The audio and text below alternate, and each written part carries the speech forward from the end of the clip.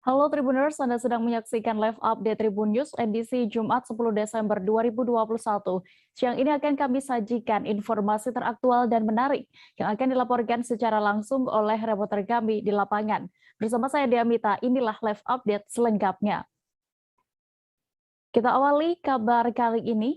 Gelombang tinggi yang disertai angin kencang dan fase pasang air laut menyebabkan banjir rob melanda sejumlah wilayah di Bangka Belitung. Gelombang tinggi yang disertai angin kencang dan fase pasang air laut ini disebabkan karena adanya fenomena La Nina. Informasi lengkapnya akan disampaikan rekan Cepi Marlianto, jurnalis Bangka Pos yang kini sudah tersambung bersama kami di sana. Halo rekan Cepi. Halo rekan Dea.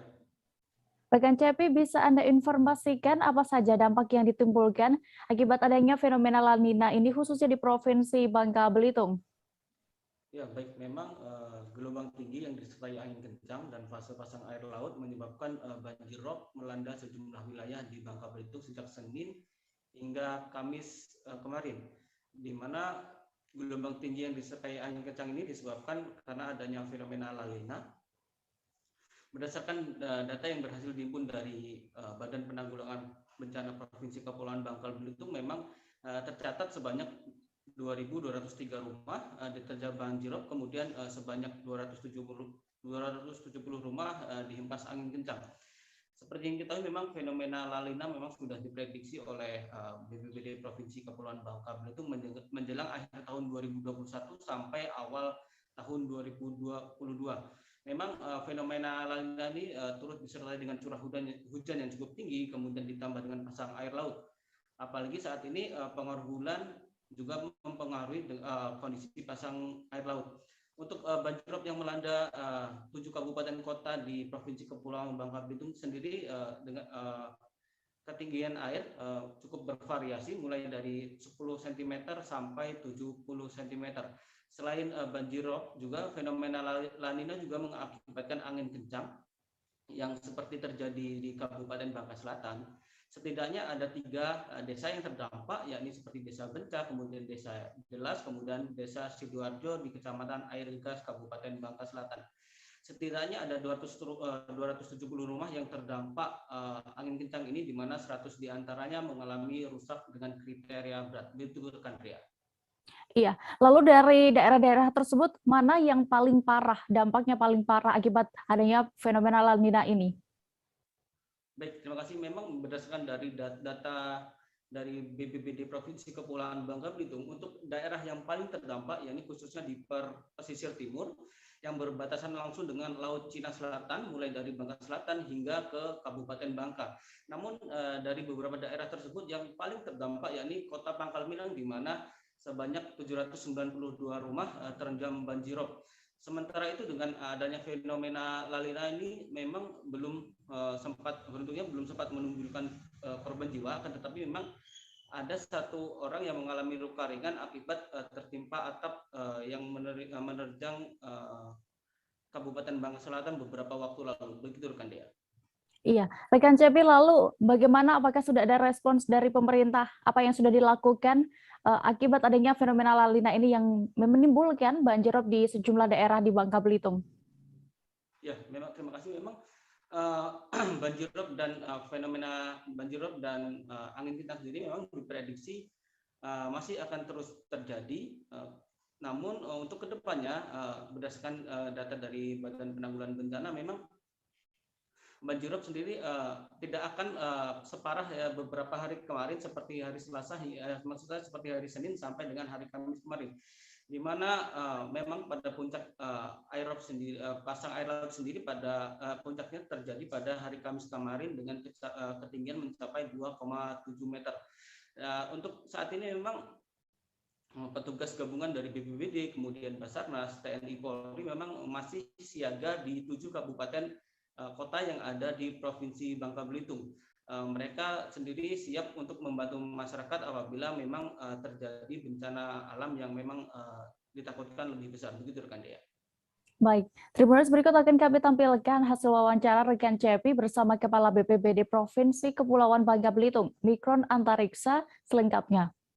Sudah diduga dan sudah diprediksi bahwa di akhir tahun 2021 ini akan terjadi perubahan cuaca akibat dari fenomena La Nina, ditambah juga dengan curah hujan yang cukup tinggi dan pasang air laut, karena saat sekarang ini pengaruh bulan kita dekat dengan bumi sehingga pasangnya juga tinggi.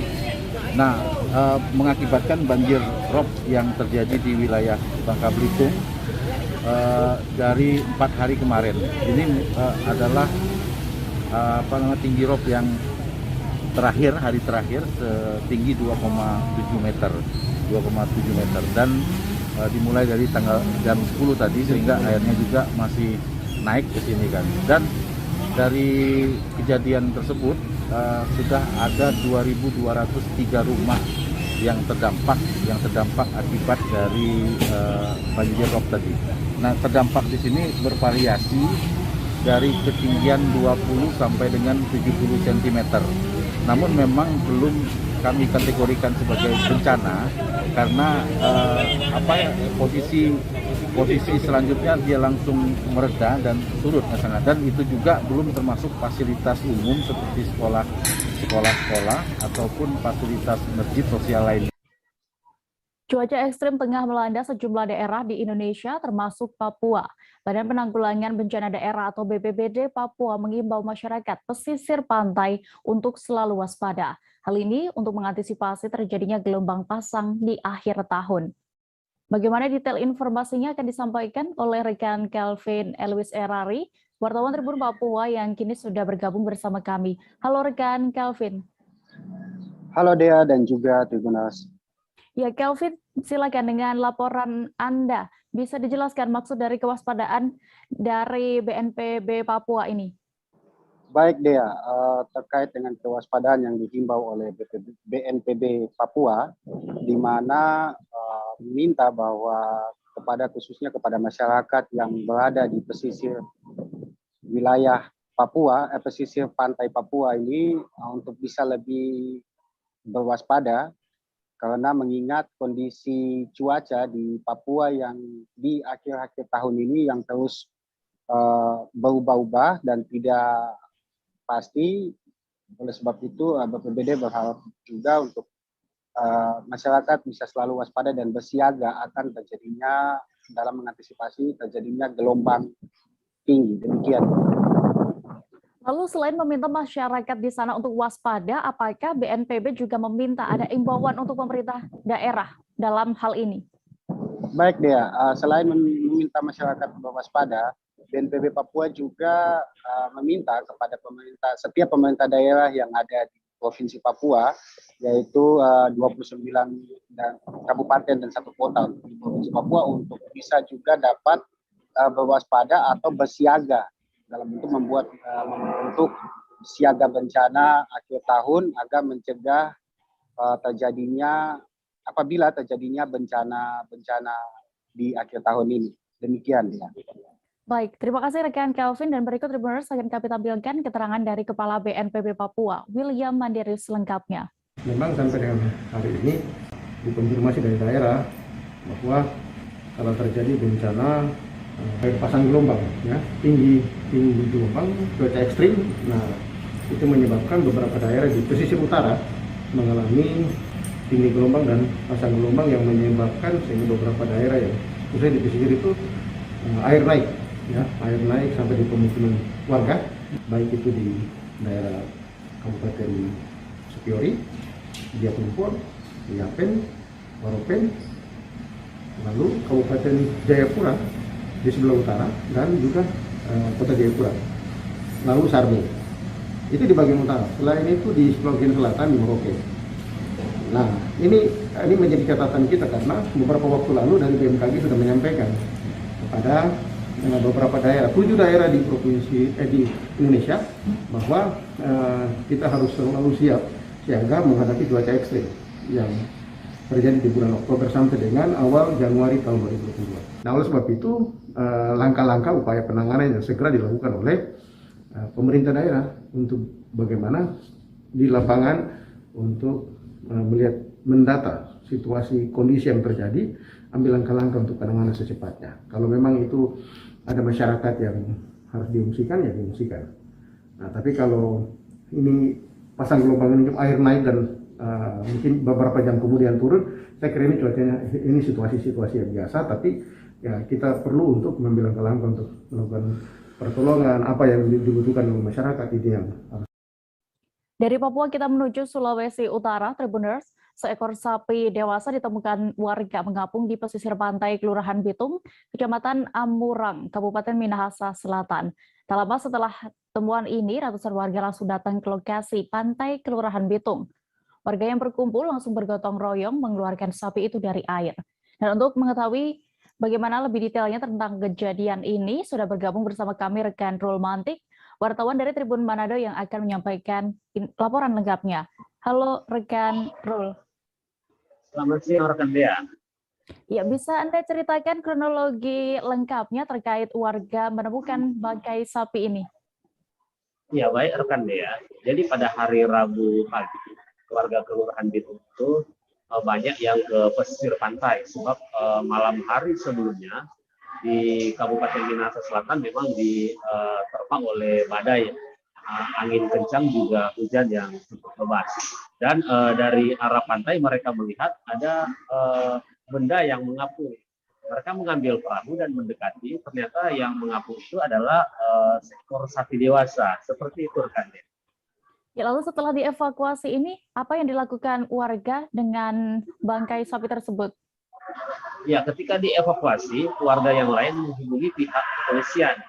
Sebab mereka belum tahu siapa pemilik dari sapi ini.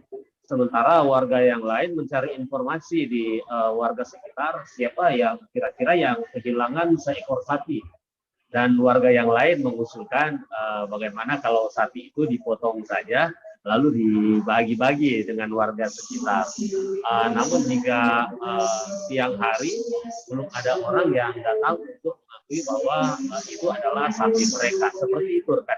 Lalu, apakah sudah ada informasi saat ini rekan Rul, dari mana sapi itu sebenarnya berasal dan juga kenapa bisa hanyut?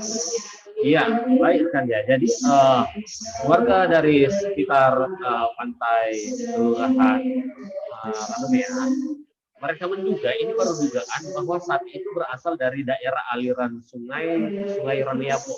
Sebab sekitar 4 km dari lokasi terdapat sungai yang cukup besar. Jadi diduga sapi itu hanyut dari Sungai Ranuyapo. Nah, di Sungai Ranuyapo itu ada banyak desa yang di seputaran sungai itu. Ada desa-desa di Kecamatan Tompasok Baru, ada juga desa-desa di Kecamatan Ranuyapo. Itu jauhnya kira-kira 20 sampai 30 km dari pantai atau dari Teluk Amurang. Seperti itu kan.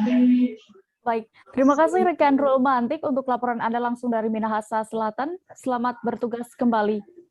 Ya, terima kasih.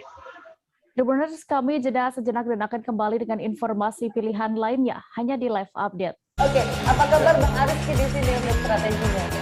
Ya. Kalau saya sendiri di Jumit 37 ini yang semalam baru mulai, Apa yang dirasakan saya udah Kapernita? Sebenarnya aku nggak ngerasa itu penangkapan atau penggerebegan atau apapun itu, karena gini loh, posisinya aku Kriteria. Jadi kita mengenal disebut dengan stroke yang tidak berdarah dengan stroke yang berdarah. Stroke yang tidak berdarah itu biasanya ditandai dengan adanya penyumbatan. Kalau itu terjadi di sini mungkin pikirnya tidak ke situ kali ya, tapi kalau di Korea atau di Kamboja itu ada beberapa paper yang saya itu mas, ya. Dulunya tukang koran. Oh gitu ya. Tukang koran. Ya, saya baca itu Pak. Tuh kan pernah baca kan? Ya. Jadi kalau saya jadi pangdam itu udah bersyukur banget. Si anak ini dijadikan sebagai tersangka begitu. Ya kalau ini kita bicara yang di luar kasus Bongombo ya. Dengan nama hujan shower, di mana terdapat batas jelas antara daerah hujan dan tidak hujan yang biasanya terjadi pada fase awal mature stage atau tahap berbahaya dewasa. itu Kang. Jadi mulai artinya terjadinya perlembekan. Nah itu untuk penetrasi akan sulit. Gitu ya. Dok saya ini menurut saya memang tidak mudah, bukan urusan tanah diambil. Kalau misalnya Amerika Serikat sekarang Rasulullah mengatakan dalam sebuah hadis bahwa berpuasa di 6 hari Syawal itu. Oke, apa kabar Bang Arif di sini untuk strateginya? Kalau saya sendiri di Jumip 37 ini yang semalam baru mulai, Apa yang saya dirasakan udah Kak Fernita? Sebenarnya aku nggak ngerasa itu penangkapan atau penggerebegan atau apapun itu. Karena gini loh, posisinya aku kriteria. Jadi kita mengenal disebut dengan stroke yang tidak berdarah dengan stroke yang berdarah. Stroke yang tidak berdarah itu biasanya ditandai dengan adanya penyumbatan. Kalau itu terjadi di sini mungkin pikirnya tidak ke situ kali ya. Tapi kalau di Korea atau di Kamboja itu ada beberapa paper yang Saya itu Mas, dulunya tukang koran. Oh gitu ya. Tukang koran. Ya, saya baca itu Pak. Tuh kan, pernah baca kan? Jadi kalau saya jadi pangdam itu udah bersyukur banget. Si anak ini dijadikan sebagai tersangka begitu. Ya, kalau ini kita bicara yang di luar kasus Sebongombo ya. Dikenal dengan nama hujan shower, di mana terdapat batas jelas antara daerah hujan dan tidak hujan yang biasanya terjadi pada fase awal mature stage atau tahap Berbahaya dewasa. itu Kang. Jadi mulai artinya terjadinya perlembekan. Nah itu untuk penetrasi akan sulit. Gitu ya. Dok, saya Menurut saya memang tidak mudah, bukan urusan tanah diambil. Kalau misalnya Amerika Serikat sekarang, Rasulullah mengatakan dalam sebuah hadis bahwa berpuasa di 6 hari Syawal itu. Oke, apa kabar Bang Arif di sini untuk strateginya? Kalau saya sendiri di Jumip 37 ini yang semalam baru mulai, Apa yang saya dirasakan udah Kak Fernita? Sebenarnya aku nggak ngerasa itu penangkapan atau penggerebegan atau apapun itu. Karena gini loh, posisinya aku kriteria. Jadi kita mengenal disebut dengan stroke yang tidak berdarah dengan stroke yang berdarah. Stroke yang tidak berdarah itu biasanya ditandai dengan adanya penyumbatan. kalau itu terjadi di sini mungkin pikirnya tidak ke situ kali ya. Tapi kalau di Korea atau di Kamboja itu ada beberapa paper yang Saya itu Mas, dulunya tukang koran. Oh gitu ya. Tukang koran. Ya, saya baca itu Pak. Tuh kan, pernah baca kan? Jadi kalau saya jadi pangdam itu udah bersyukur banget. Si anak ini dijadikan sebagai tersangka begitu. Ya, kalau ini kita bicara yang di luar kasus Sebongombo ya. Dikenal dengan nama hujan shower, di mana terdapat batas jelas antara daerah hujan dan tidak hujan yang biasanya terjadi pada fase awal mature stage atau tahap Berbahaya dewasa. itu Kang. Jadi mulai artinya terjadinya perlembekan. Nah itu untuk penetrasi akan sulit. Gitu ya. Dok, saya menurut saya memang tidak mudah, bukan urusan tanah diambil. Kalau misalnya Amerika Serikat sekarang, Rasulullah mengatakan dalam sebuah hadis. Kembali di live update, kita menuju kabar berikutnya dari Kepulauan Riau. Ratusan buruh Kabupaten Bintan menggelar aksi demo di pintu masuk kawasan industri Seri Kuala Lobam, Kabupaten Bintan. Aksi demo digelar ratusan buruh di depan pintu masuk kawasan industri Seri Kuala Lobam.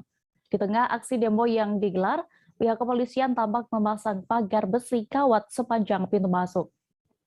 Informasi lengkapnya akan disampaikan oleh rekan Alfandi Simamora, jurnalis Tribun Batam yang kini sudah tersambung bersama kami di sana. Halo rekan Fandi. Ya rekan Dea. Rekan Fandi, aksi demo yang dilakukan di pintu masuk kawasan industri Seri Kuala Lobam ini dilaksanakan sejak pukul berapa dan dari mana saja mereka yang tergabung dalam aksi ini? Baik ya, dari informasi di lapangan saat itu untuk aksi demo buruh di pintu kawasan industri Seri Kuala Lobam itu dilaksanakan sejak pukul 5:30 pagi, di mana buruh yang aksi demo itu di dua lokasi, yakni dari sejumlah buruh yang ada di daerah Kecamatan Bintan Timur dan juga dari Kecamatan Bintan Utara yang berkumpul di pintu masuk kawasan industri Seri Kuala Lobam. Iya, lalu berdasarkan pantauan Anda saat gelaran aksi demo ini, apakah sempat terpantau terjadi kericuhan atau bagaimana? Baik rekan Dea, dari hasil pantauan di lapangan selama pelaksanaan demo yang digelar oleh buruh, tidak ada sama sekali kericuhan. Karena buruh tampak menyampaikan aspirasi dengan tertib dan mengikuti aturan saat itu. Dalam aksi itu juga buruh juga tampak berjoget, menikmati musik yang diputar oleh buruh saat menyampaikan aspirasi di sana.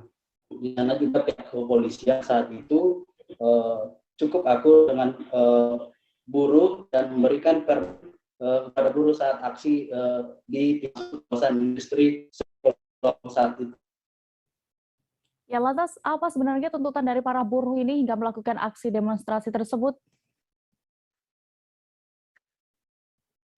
Baik, ada 3 poin tuntutan yang disampaikan buruh saat itu, di mana dari informasi yang kita dapatkan dari Ketua KC FSPMI Bintan yang mencari saat itu bernama Andi Syaloho, beliau menyampaikan bahwa poin pertama menolak SK Gubernur Kepulauan Riau yang menetapkan UMK Bintan tidak ada kenaikan sama sekali di 2 tahun terakhir ini.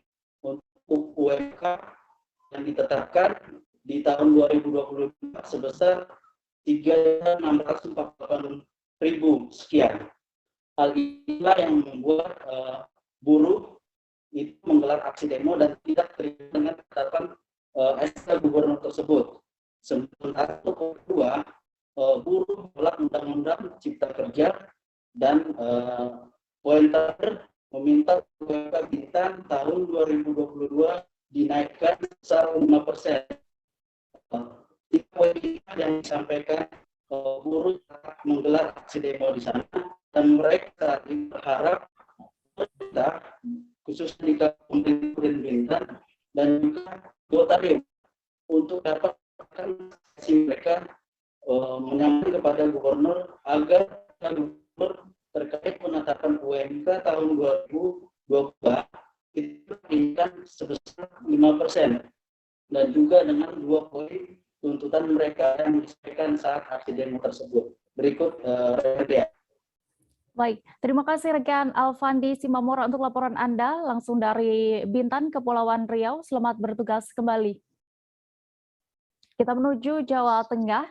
Kasus video panas berdurasi pendek 25 detik yang disebut dilakukan di Kabupaten Sragen menemui babak baru. Kapolres Sragen, AKBP Yuswanto Ardi mengaku sudah mendapatkan identitas pria dan wanita dalam video tersebut. Ia mengungkapkan bahwa kedua pelaku masih berada di bawah umur. Kabar selengkapnya akan disampaikan rekan wartawan dari Tribun Solo. Ada Septiana Ayu Lestari yang kini sudah terhubung bersama kami di sana. Halo rekan Septi.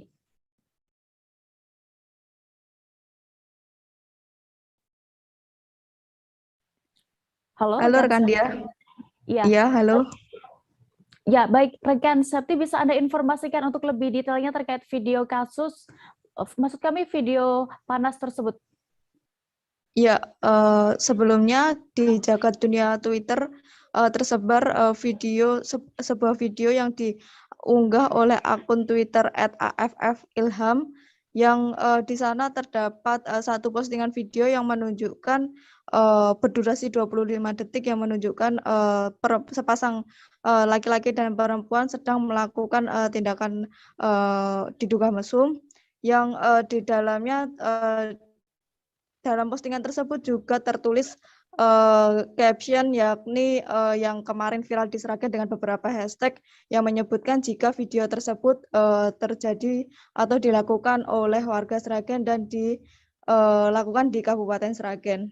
Kemudian video tersebut meski baru diunggah selama beberapa hari telah ditonton sebanyak 20-an ribu orang dan dibanjiri komentar karena menunjukkan aksi yang tidak senonoh. Ya, Dea. Ya, lalu bagaimana informasinya terkait tadi bahwa pihak kepolisian sudah berhasil mendapatkan identitas dari pelaku video tersebut dan juga apakah sudah diketahui penyebar video ini pertama kali?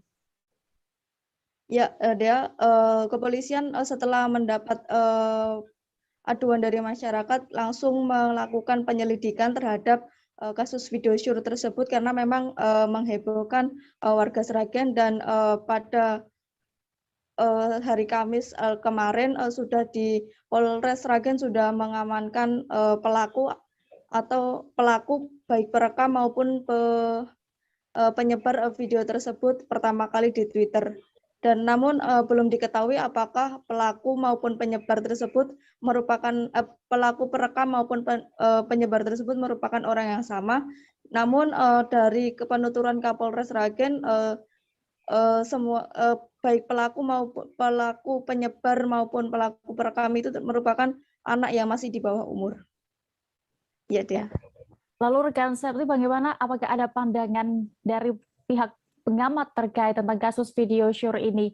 Lantaran disebut tadi pelakunya masih di bawah umur, bagaimana dengan hukuman atau seperti apa? Ya, untuk dikarenakan ini memang kasus video pornografi yang dilakukan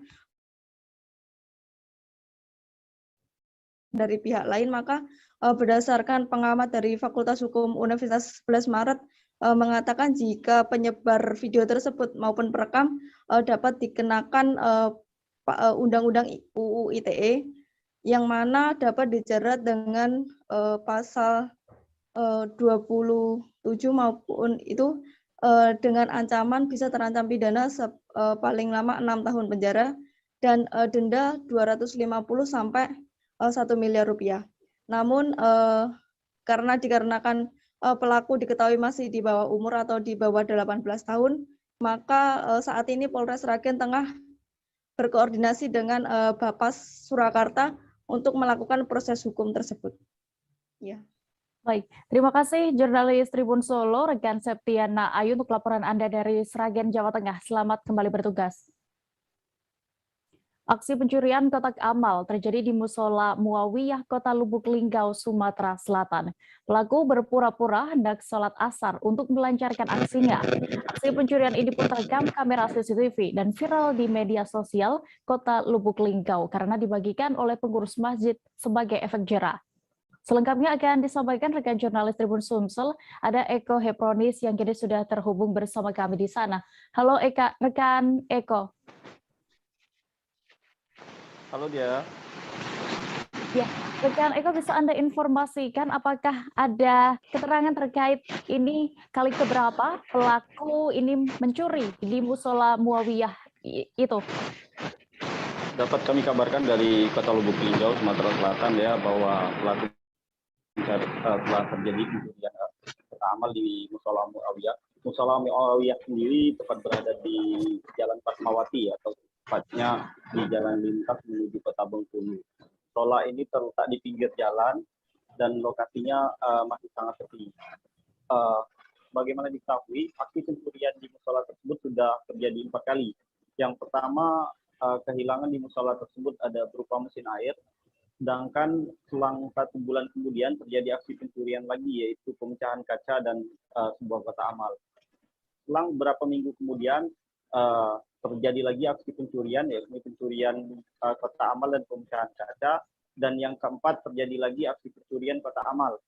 Dan namun untuk yang keempat kali ini tidak maksudnya kaca di musola tersebut tidak dipecah oleh pelaku. Seperti itu.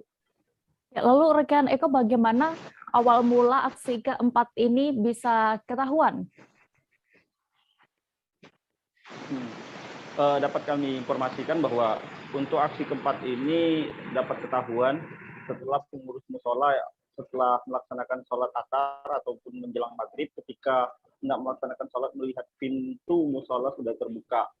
Nah, ketika itu pengurus musola masuk dan melihat pintu menuju ruang sound system sudah dalam keadaan tidak terkunci lagi. Lalu ia memeriksa dan rupanya sudah terbuka.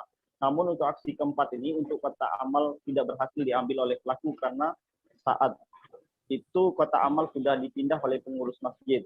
Nah, kejadian ini oleh pengurus amal karena ini sudah yang keempat kalinya dibagikan ke beberapa media sosial di Kota Lubuk Linggau hingga dibagikan mencapai puluhan kali, bahkan mendapat kecaman dari netizen.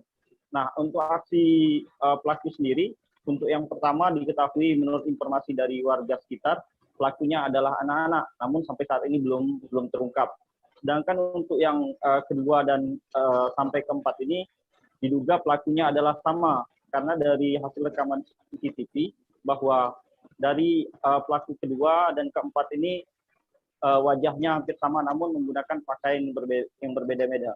Untuk modusnya sendiri, dapat kami kabarkan bahwa orang ini datang ke masjid berpura-pura hendak melakukan salat setelah tidak menaruh kecurigaan dari pengurus musola yang lainnya, maka dalam keadaan sepi ia menjalankan aksinya. Aksi pelaku ini juga sempat diketahui ya oleh pengurus masjid yang berada di seberang melihat dari kejauhan, namun ketika itu tidak menaruh kecurigaan karena mengira bahwa pelaku hendak melakukan sholat. Demikian. Ya, lalu karena sudah terjadi hingga 4 kali aksi pencurian ini, apa langkah yang kemudian akan dilakukan oleh pengurus musola? Kemarin dari pihak pengurus musola sudah berkoordinasi dengan Babin Kamtipmas setempat dan melaporkan kejadian itu. Untuk sementara musola tersebut sudah dikunci dan laporannya sudah disampaikan ke Polres Lubuk Linggau. Saat ini masih dalam penyelidikan petugas. Bahkan untuk identitas pelaku sudah diketahui, namun saat ini masih dalam pengejaran pihak kepolisian Resor Polres Lubuk Linggau. Demikian ya. Baik, Tribuners, terkait kasus ini, rekan Eko sudah mewawancarai Beni selaku pengurus musola. Berikut kami tampilkan keterangan lengkapnya. Sebelum dia ketahuan yang CCTV itu kan. Oh, tak mau nih. Oh iya, bagus sih. Foto dulu. Viral namanya. Oh, sebelahnya tuh viral juga. Ini sebelum dia ketahuan sudah tuh dia naik ke pucuk. Iya, dia lewat sini kan, lewat sini. Kalau yang kemarin itu dia kepergok CCTV yang itu. Oh, yang di dalam apa yang diambil waktu itu? Tidak ada yang diambil, cuma dia tuh ngincarin kota Impat, karena kota Impat yang di sana hancur posisinya. Jangan kemana-mana Tribuners, kami masih akan kembali sesaat lagi. Tetaplah di Live Update. Oke, apa kabar Bang Ariski di sini untuk strateginya? Kalau saya sendiri di Jumip 37 ini yang semalam baru mulai, saya udah pasti. Sebenarnya aku nggak ngerasa itu penangkapan atau penggerebegan atau apapun itu. Karena gini loh, posisinya aku Jadi kita mengenal disebut dengan stroke yang tidak berdarah dengan stroke yang berdarah. Stroke yang tidak berdarah itu biasanya ditandai dengan adanya penyumbatan. Kalau itu terjadi di sini mungkin pikirnya tidak ke situ kali ya, tapi kalau di Korea atau di Kamboja itu ada beberapa paper yang saya itu mas, ya dulunya tukang koran. Oh gitu ya. Tukang koran. Ya, saya baca ya, Pak. Tuh kan pernah baca kan? Ya. Jadi kalau saya jadi tanggam itu udah bersyukur banget. Si anak ini dijadikan sebagai tersangka begitu. Ya kalau ini kita bicara yang di luar kasus Sebongombo ya. Dengan nama hujan shower, di mana terdapat batas jelas antara daerah hujan dan tidak hujan yang biasanya terjadi pada fase awal mature stage atau tahap bahaya dewasa. itu Kang. Jadi mulai artinya terjadinya perlembekan. Nah itu untuk penetrasi akan sulit. Gitu ya. Dok, saya ini menurut saya memang tidak mudah, bukan urusan tanah diambil. Kalau misalnya Amerika Serikat sekarang, Rasulullah mengatakan dalam sebuah hadis bahwa berpuasa di 6 hari Syawal itu. Oke, apa kabar Bang Ariski di sini untuk strateginya? Kalau saya sendiri di Jumip 37 ini yang semalam baru mulai, saya udah pasti. Sebenarnya aku nggak ngerasa itu penangkapan atau penggerebegan atau apapun itu. Karena gini loh, posisinya aku Jadi kita mengenal disebut dengan stroke yang tidak berdarah dengan stroke yang berdarah. Stroke yang tidak berdarah itu biasanya ditandai dengan adanya penyumbatan. Kalau itu terjadi di sini mungkin pikirnya tidak ke situ kali ya, tapi kalau di Korea atau di Kamboja itu ada beberapa paper yang saya itu mas, ya dulunya tukang koran. Oh gitu ya. Tukang koran. Ya, saya baca ya, Pak. Tuh kan pernah baca kan? Ya. Jadi kalau saya jadi tanggam itu udah bersyukur banget. Si anak ini dijadikan sebagai tersangka begitu. Ya kalau ini kita bicara yang di luar kasus Sebongombo ya. Dengan nama hujan shower, di mana terdapat batas jelas antara daerah hujan dan tidak hujan yang biasanya terjadi pada fase awal mature stage atau tahap bahaya dewasa. itu Kang. Jadi mulai artinya terjadinya perlembekan. Nah itu untuk penetrasi akan sulit. Gitu ya.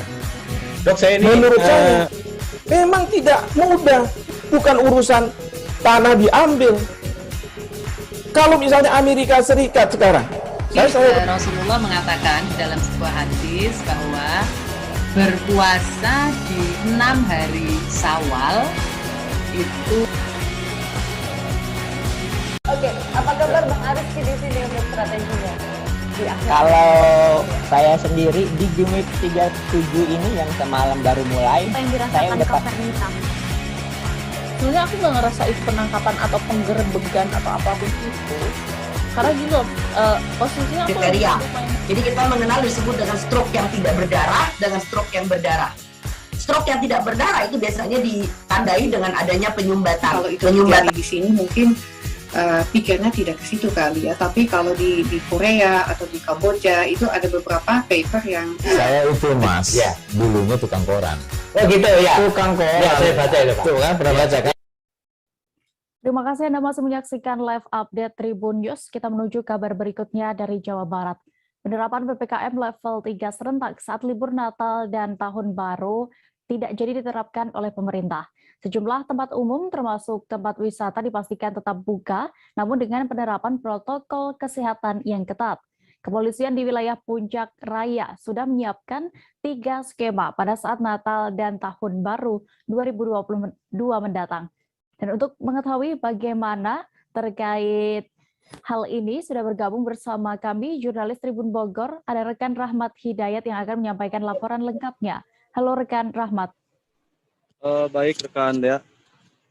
Ya rekan Rahmat, bisa Anda informasikan skema apa ini yang akan diterapkan saat Nataru di kawasan Puncak Raya dan juga ada berapa skema totalnya? Baik rekan Dea, terima kasih. Jadi seluruh jajaran Kapolres di daerah Puncak Raya itu saat ini sudah menentukan 3 skema yang akan diterapkan pada saat Nataru 2021 mendatang. Adapun 3 skema tersebut yaitu yang pertama, checkpoint terkait dengan penerapan ganjil genap, kemudian kedua, memeriksa sertifikat vaksin bagi para pengguna jalan, kemudian yang ketiga, nantinya di tempat-tempat checkpoint tersebut bisa diadakan vaksinasi. Begitu rekan Dea. Ya, lalu untuk menegaskan skema tersebut, berapa posko yang akan disiapkan nantinya oleh kelima Kapolres di kawasan Puncak Raya ini? Baik, Kanda. Jadi untuk menegaskan ketiga skema tersebut, jajaran Kapolres yang berada di daerah Puncak Raya nantinya akan membuat 25 checkpoint protokol kesehatan. Begitu, Dea. Ya, lalu rekan Rahmat, apakah sudah diterapkan untuk saat ini skemanya? Dan apakah nanti juga ada penyekatan di Nataru 2021 di kawasan Puncak Raya? Baik, rekan Dea, izin menjelaskan terlebih dahulu berdasarkan informasi yang dihimpun oleh tribunnews.bogor.com ketika jajaran Kapolres berkumpul di Ciawi.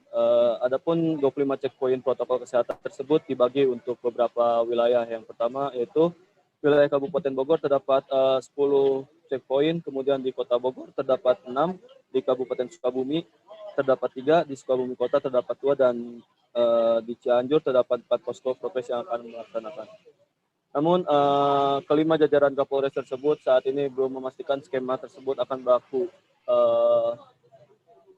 Jajaran Kapolres tersebut saat ini masih menunggu aturan dari pemerintah pusat. Kendati demikian, skema tersebut akan terus disiapkan ketika pemerintah pusat memperlakukan pembelakuan.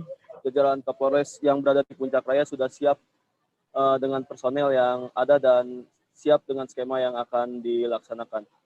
Kemudian jajaran Kapolres yang berada di Puncak Raya tersebut menegaskan bahwa pada saat Nataru nanti tidak ada penyekatan, namun terdapat checkpoint yang akan dilakukan. Begitu rekan.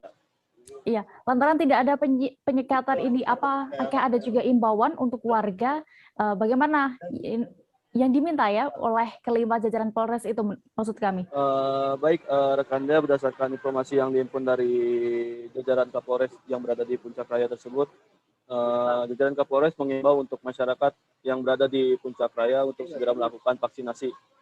Karena seluruh tempat wisata yang akan dilakukan pada saat Nataru nanti akan dilakukan pengecekan yang sangat ketat mengenai vaksinasi. Begitu rekan Dea. Baik, dan berikut Tribuners akan kami tampilkan keterangan dari Kapolres Bogor Kota, Kombes Pol Susatyo Purnomo Chandra terkait kegiatan nanti Nataru di puncak raya selengkapnya? Yang pada prinsipnya adalah untuk mengurangi beban kerumunan di kawasan puncak.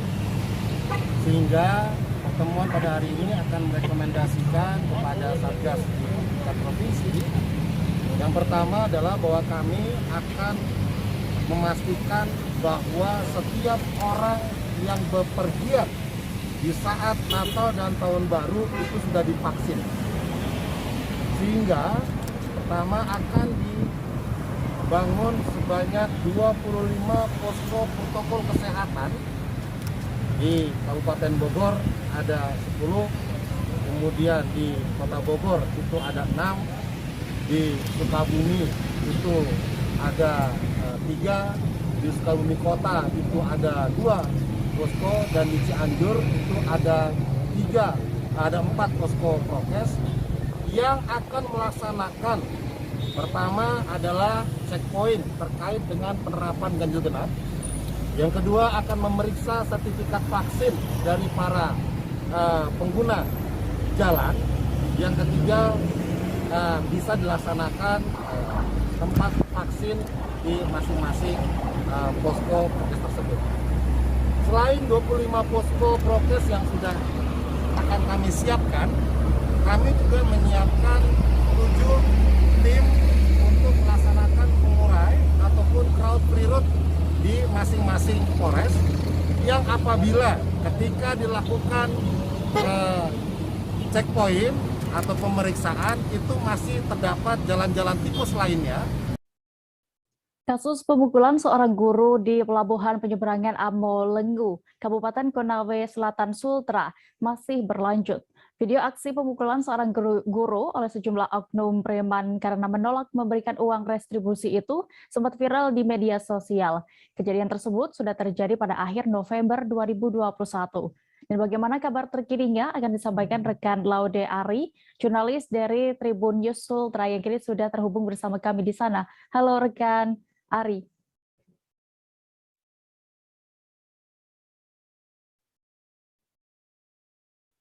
Halo rekan. Halo dia. Ya. Baik, bisa Anda ceritakan apa sebenarnya penyebab pasti hingga terjadi pemukulan seorang guru oleh oknum preman di Pelabuhan Amolengu tersebut? Ya, terima kasih rekan dia. Selamat siang Tribuners. Hari ini saya melaporkan mengenai kasus pemukulan seorang guru yang terjadi di Pelabuhan Penyeberangan Pelabuhan Penyeberangan Amolengu, Kabupaten Konawe Selatan.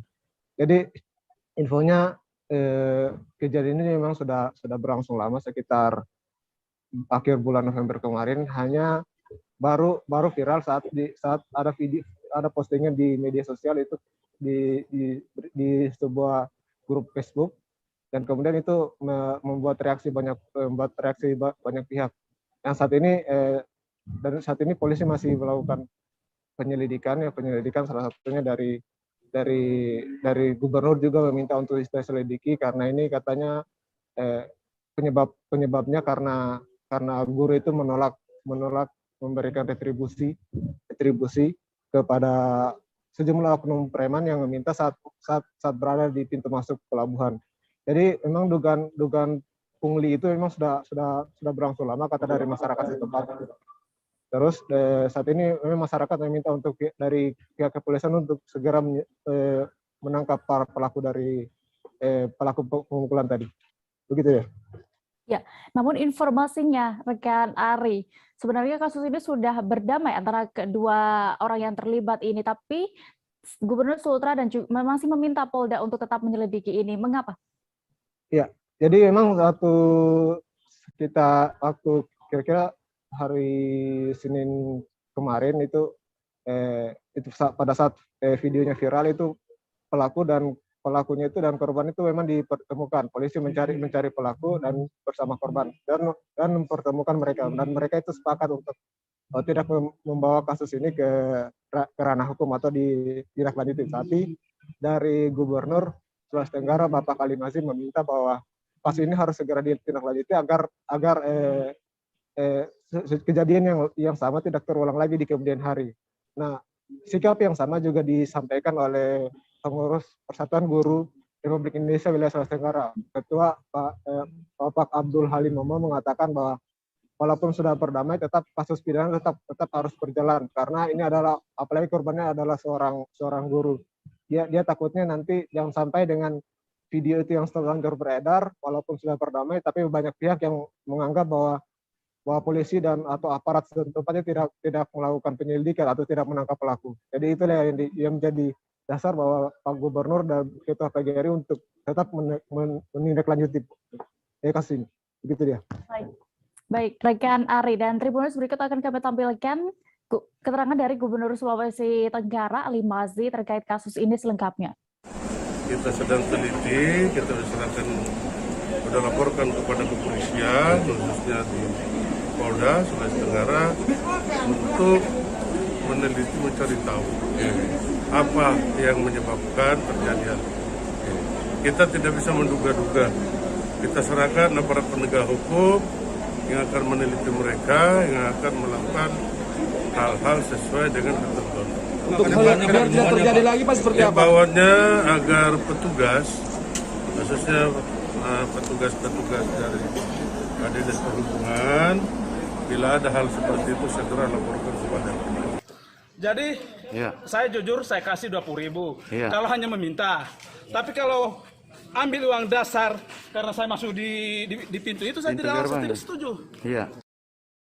TNI Polri bersama Satres Narkoba Polresta Bogor Kota kini tengah rutin melakukan razia di lokasi tempat hiburan malam. Hal ini dilakukan menjelang perayaan Tahun Baru yang disebut rentan terhadap peredaran dan penyalahgunaan narkotika. Petugas menyisir lokasi-lokasi rawan peredaran narkotika dengan melaksanakan tes di tempat.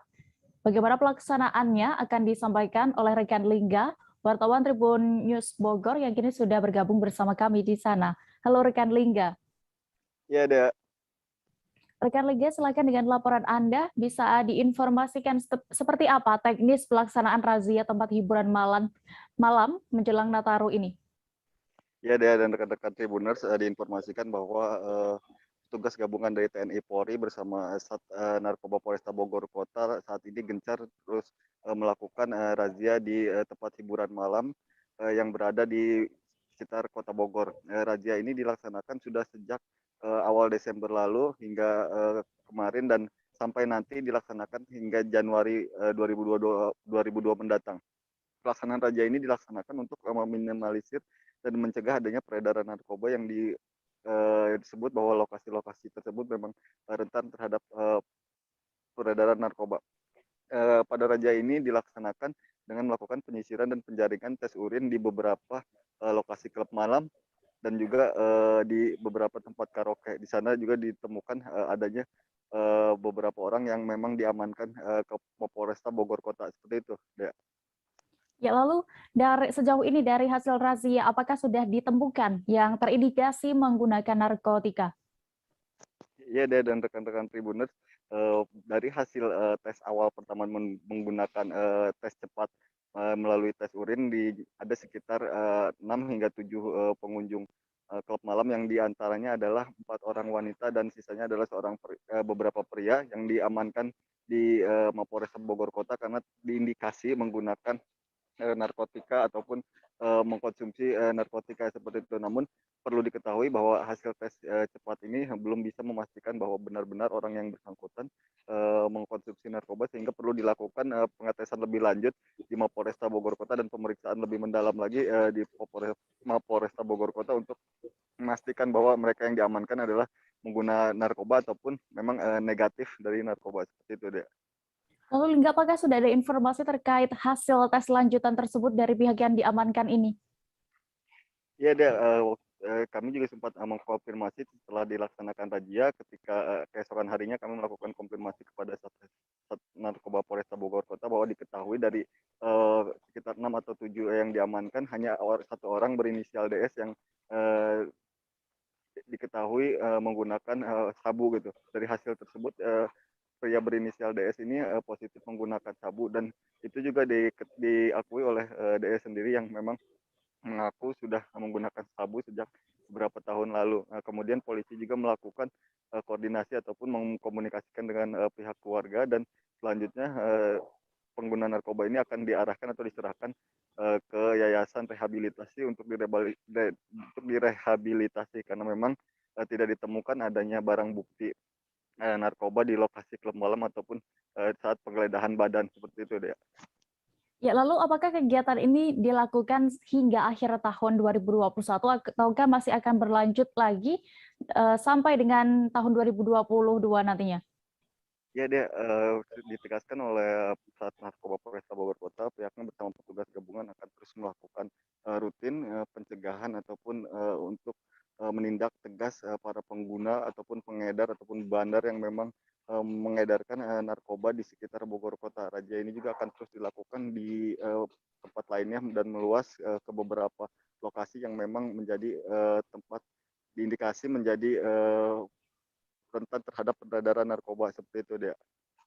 Baik, Tribuners, berikut akan kami tampilkan keterangan dari Kasat Narkoba Polresta Bogor Kota, Agus Susanto, yang telah didapatkan oleh rekan Lingga selengkapnya. Dan jajaran Satpam Narkoba bahwa betul tadi malam di salah satu tempat hiburan malam, di salah satu tempat itu di sentrum, kita sudah amankan sekitar ada 7 orang yang diamankan, namun hasil pemeriksaan ulang yaitu di Mapores kita uji lagi, tes, ternyata dari 7 orang ini cuman hanya 1 yang terindikasi menggunakan narkotika jenis sabu.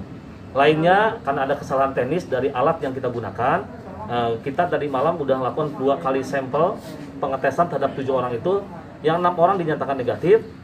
Malam itu juga kami pulangkan dengan sama teman-temannya langsung dibawa. Namun yang 1 orang tetap kami akan dalami karena yang bersangkutan juga mengakui bahwa pernah menggunakan narkotika jenis sabu. Sementara yang bersangkutan ada mungkin hari ini kita panggil keluarganya untuk ditindaklanjuti ke yayasan rehabilitasi. Laki-laki. Inisialnya DN. Dia pengunjung, Pak? Pengunjung. Ya. Oke. Pandemi COVID-19. Jadi saya minta kerjasamanya dari saudara-saudara sekalian untuk bisa bekerjasama dengan kita. Nanti lain-lainnya kawan-kawan anggota yang akan melaksanakan secara teknis. Mungkin demikian. Beredar kabar mahasiswi peserta pertukaran mahasiswa Merdeka atau PMM untuk program Merdeka Belajar Kampus Merdeka atau MBKM mengalami pelecehan seksual. Lokasinya berada di Hotel La Maka, Kompleks Kampus Universitas Negeri Makassar. Bentuk dugaan pelecehan seksual yang diterima korban adalah direkam saat berada di kamar mandi hotel. Informasi lengkapnya akan disampaikan rekan Muslimin Emba, jurnalis Tribun Timur yang kini sudah tersambung bersama kami. Halo, rekan Emba. Ya. Rekan Emba, silakan bisa Anda laporkan seperti apa kronologi lengkap pelecehan ini. Ya, baik, Dea dan Tribuners dapat saya laporkan bahwa tanya Kamis yang kemarin itu penghuni Wisma Lamaca, tepatnya milik kampus UNM, itu digegerkan oleh temuan kamera di dalam toilet Wisma atau penginapan saat seorang mahasiswi yang hendak mandi mendapati kamera itu terpasang di dalam toilet. Mahasiswa ini merupakan peserta pertukaran mahasiswa program Kampus Merdeka Kementerian Pendidikan dan Kebudayaan Republik Indonesia. Ini kemudian menggegerkan mahasiswi yang menginap di Wisma itu dan mengamankan kamera ponsel tersebut.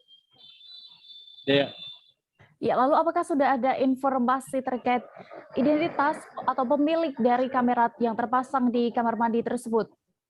Ya, baik. Ya, untuk pemilik dari kamera itu rupanya merupakan milik oknum satpam atau petugas keamanan Wisma yang saat ini sudah diamankan oleh pihak kepolisian.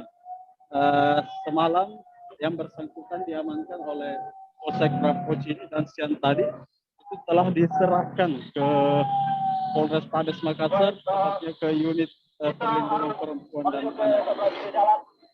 Ya, lalu bagaimana rekan Emba? untuk langkah hukum atas kasus ini?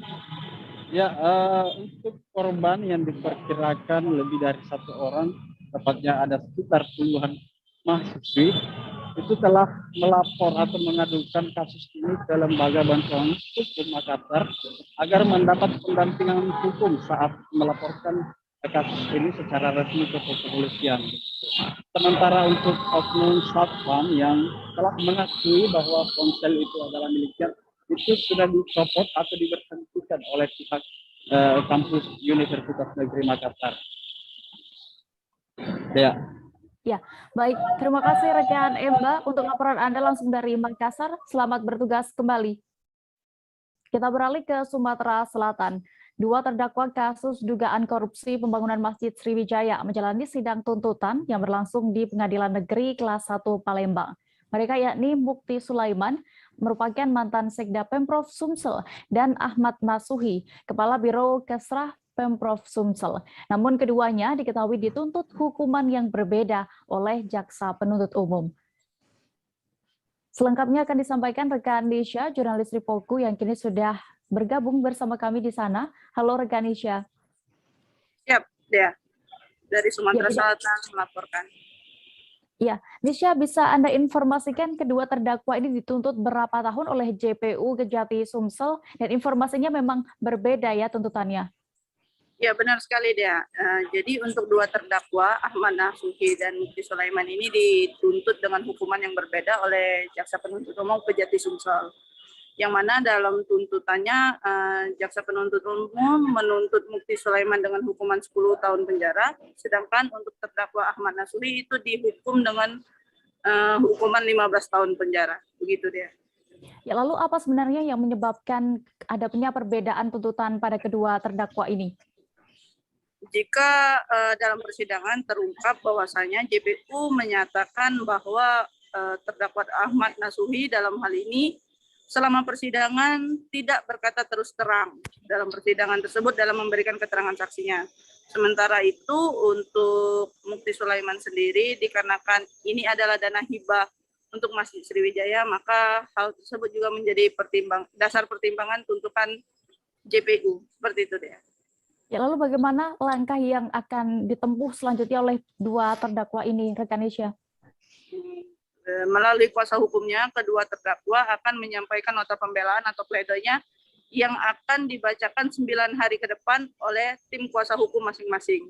Seperti itu deh. Baik, berikut Tribuners terkait kasus ini. Sudah ada hasil wawancara rekan Nisha bersama JPU Kejati Sumsel, Roy Riyadi selengkapnya. Ya. Tribuners, kita beralih ke informasi berikutnya. Oke, apa kabar Bang Arifki di sini untuk strateginya? Kalau saya sendiri di Jumip 37 ini yang semalam baru mulai, saya udah sebenarnya aku nggak ngerasa itu penangkapan atau penggerebegan atau apapun itu.